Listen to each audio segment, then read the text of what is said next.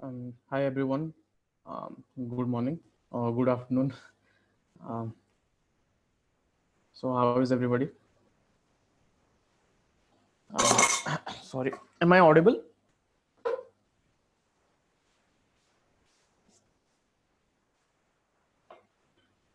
Hello.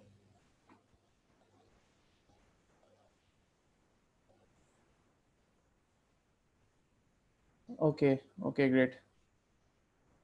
Okay. So I hope you enjoyed the session, everyone. So if you have any questions, please shoot as many as you can.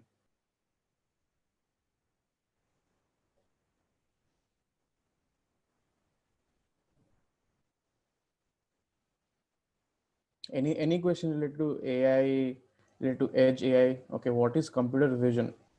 So basically, computer vision, basically, it's like, you are using AI to identify objects in a video or an image, basically.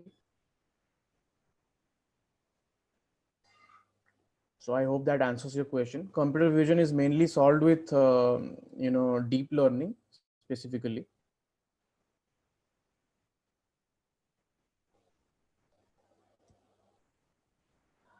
Yeah, of course, it is related to machine learning because what happens in deep learning is, so there is a neural network architecture. So machine learning happens in n number of layers. So there are hidden layers, activation functions. There is an output layer. You can definitely, Google neural networks and explore more regarding that. Okay, there is a question about, okay, what's the difference between edge AI and AI? Okay, just like I said in the session, right? So in edge AI, what you are doing is you have a tiny computing device, basically, palm-sized device. So with that, you are doing AI inference tasks, basically. So um, there is no such significant difference. So edge AI is device specific. So I hope, Emily, I answered your question.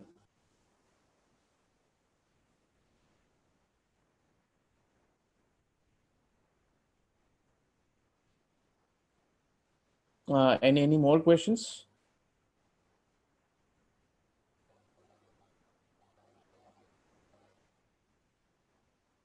Okay, how can I leverage machine learning at the edge?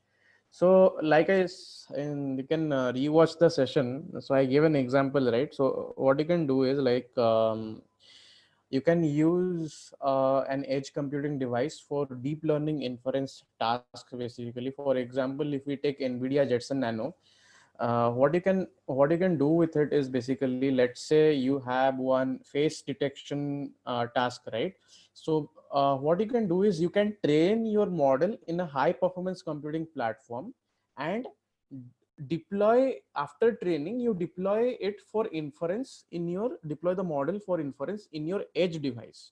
So the edge device, what you are doing with it is basically you are inferencing, you are doing the predictions, you are not doing the training.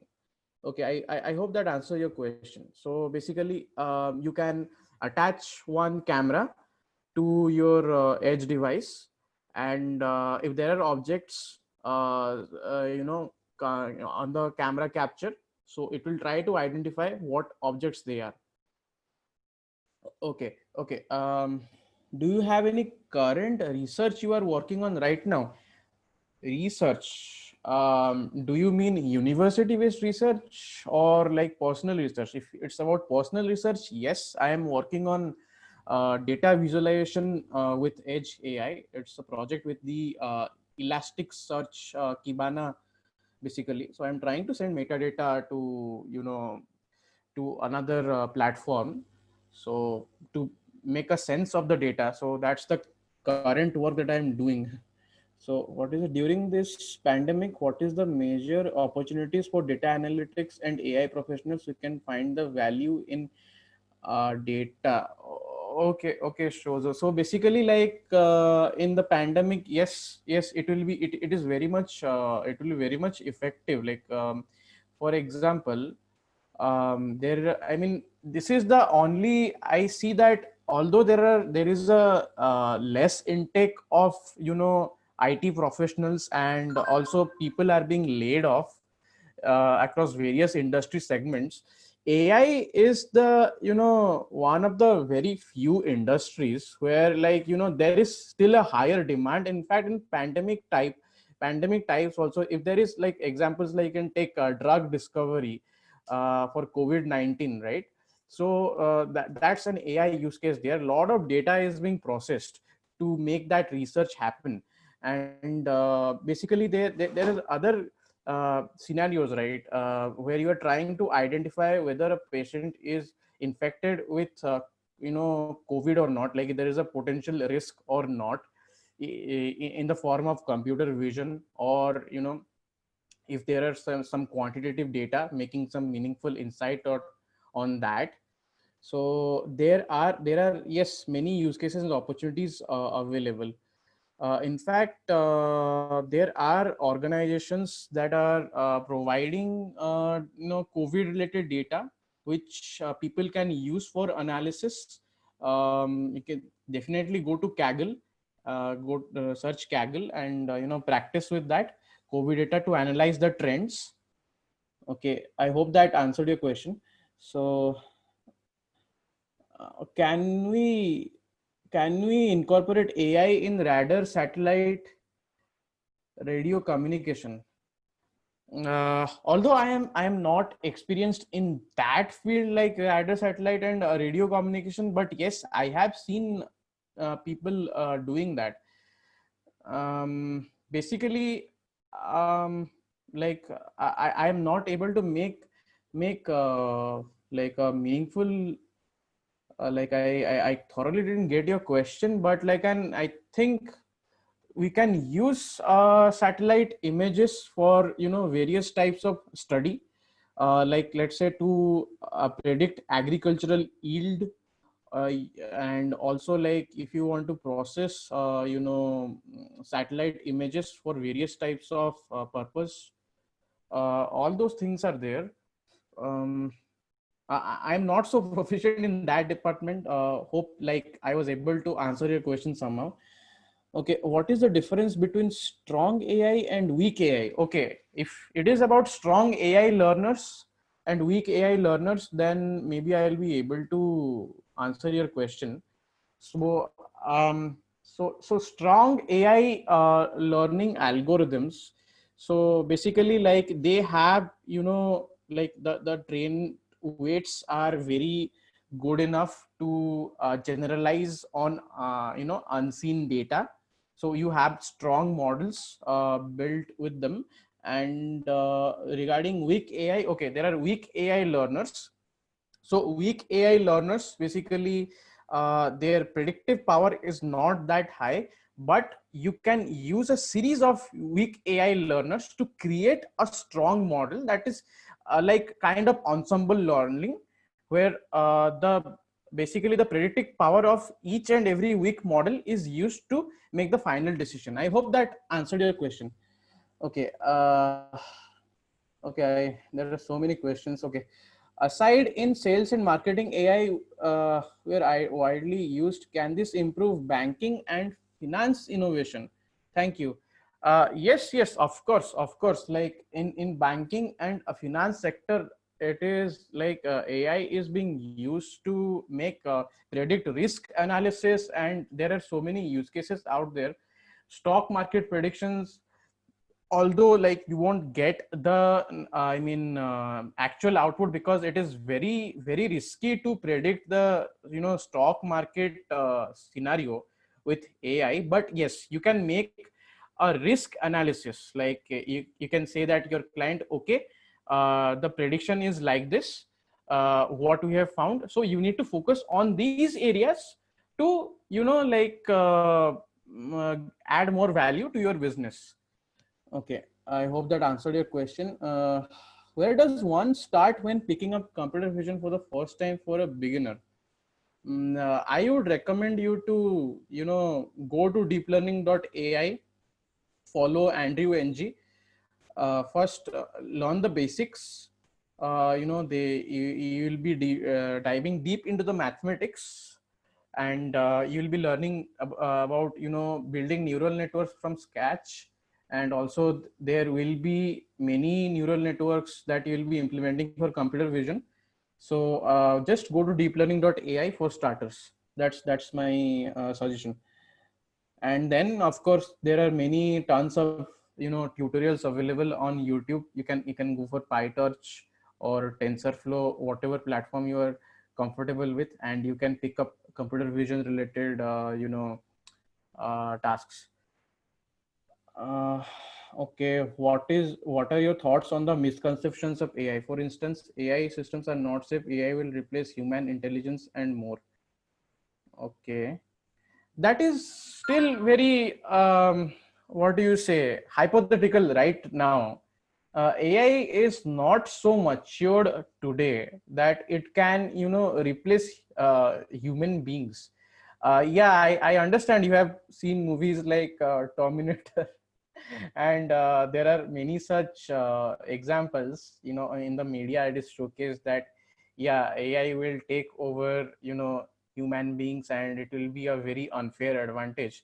But that's actually not happening, not anytime soon at all, because human beings are at the core of developing AI based algorithms, and we still have to achieve so many things. The models that are currently being deployed, they are not so mature that they can uh, think like a human being on their own right now. So regarding AI is not safe, yes, you can say, like in scenarios like predicting whether a person is infected with cancer or not. That is a very challenging task. So there, if one prediction is wrong, then what are the risk factors involved. But there are companies that are working on this.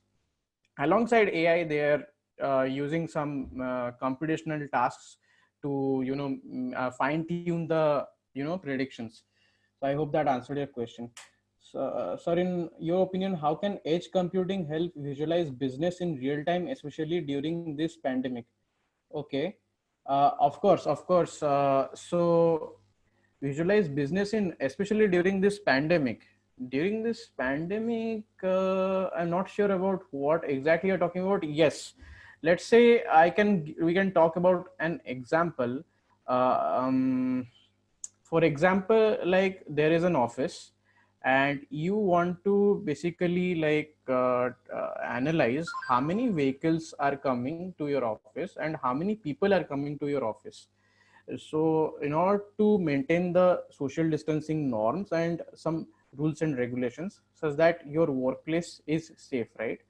So for that, what you can do is, like, you can basically use any edge computing device and have cameras across your office, capture the from the feed, you do your deep learning task, send the data to a data visualization platform like Kivana, and there you can have a sense of the data, make meaningful insights out of that. Like for example, let's say there is a meter gauge. If number of people entering the office is greater than 90, then yeah, there is a danger. So that's one example that I gave, although that is not exactly related to business. But I hope like you will be able to find out ideas. I hope I answered your question.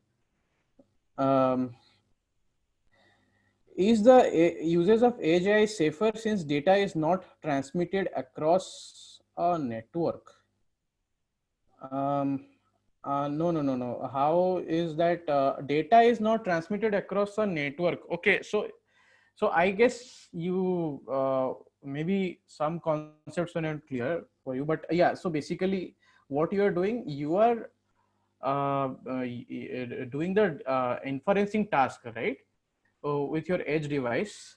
So um, I'm not sure what you're talking about by data is not transmitted across a network.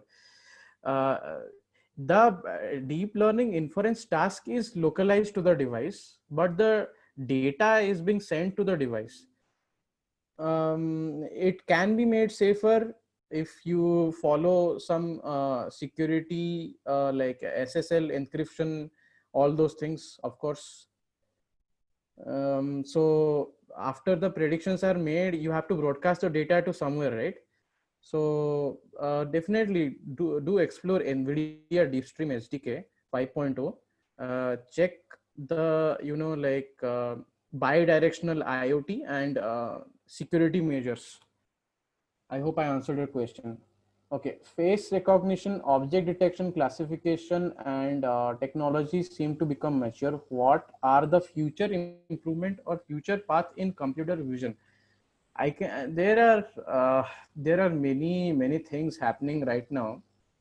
Although you have seen that deep fakes have been, the people are using deep fakes for you know both for good and bad, but let's putting that aside.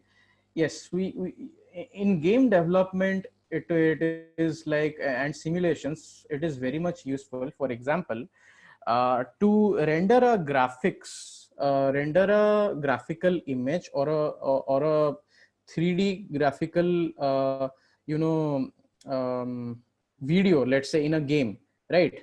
So previously it was very difficult for, without AI, you have to, compute the shaders in each and every pixel.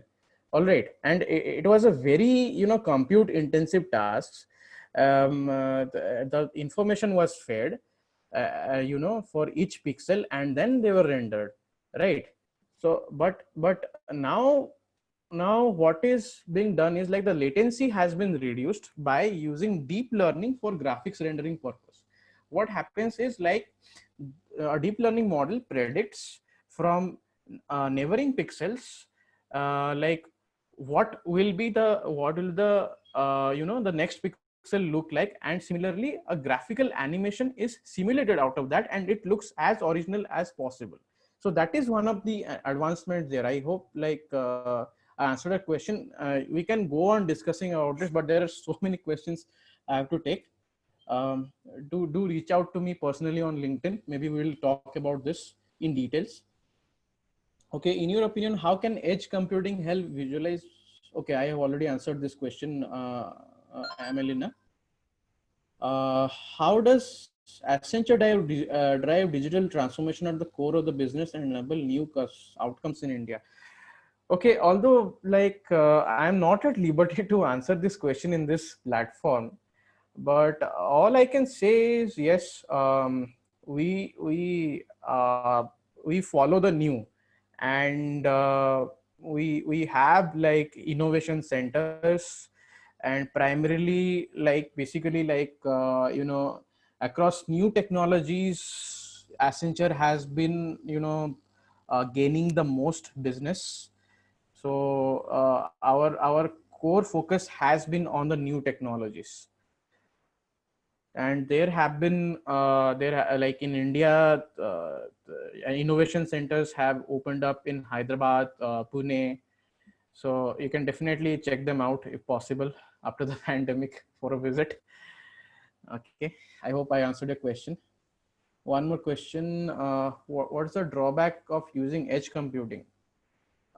Yeah, drawback is basically, embedded computing is still, like, very new, and you need to have a good knowledge of many things to integrate all the workflow together. Although, software development kits have been introduced to make things simpler.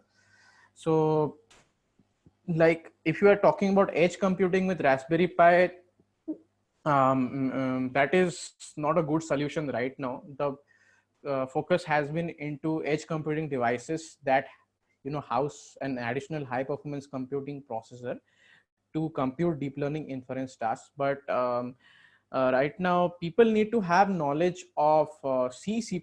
So people with relatively, who don't have a background in C and C++, they might, face problems using the edge computing platform.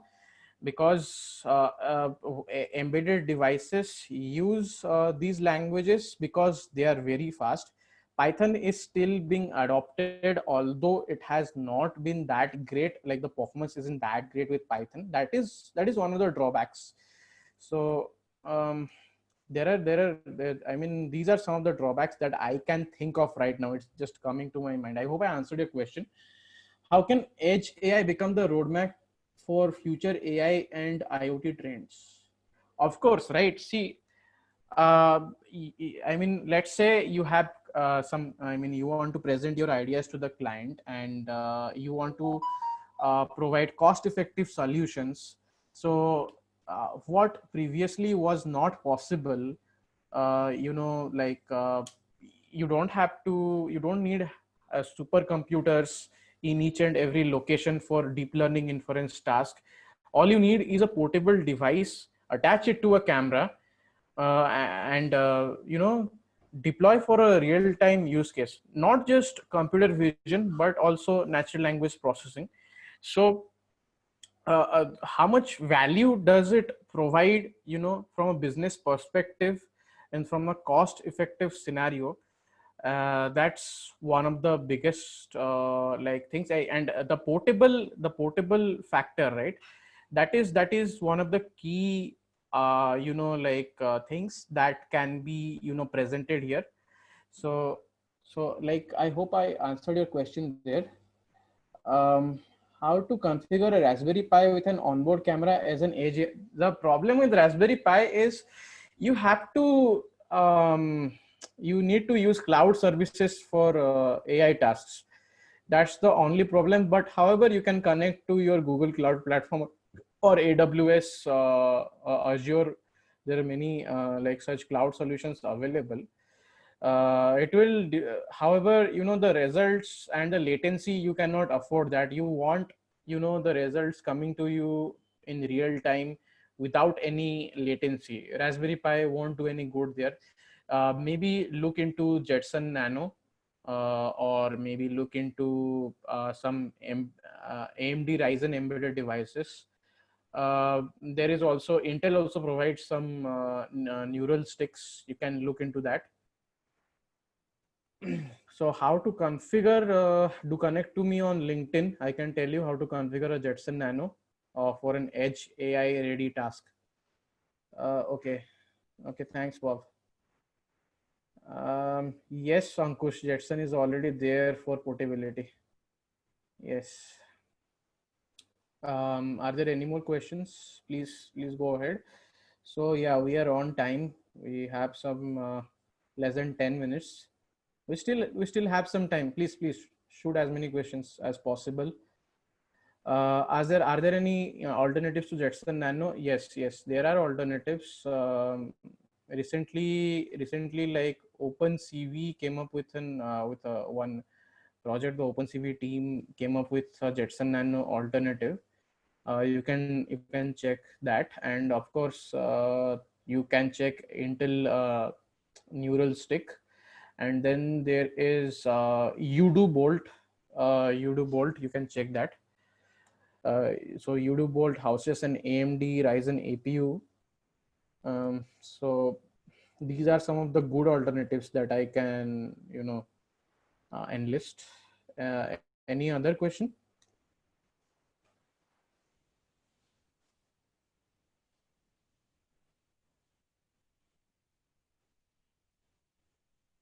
Please shoot as if you have any. Okay, me being every beginner want to a very beginner want to ask. What do you want to ask?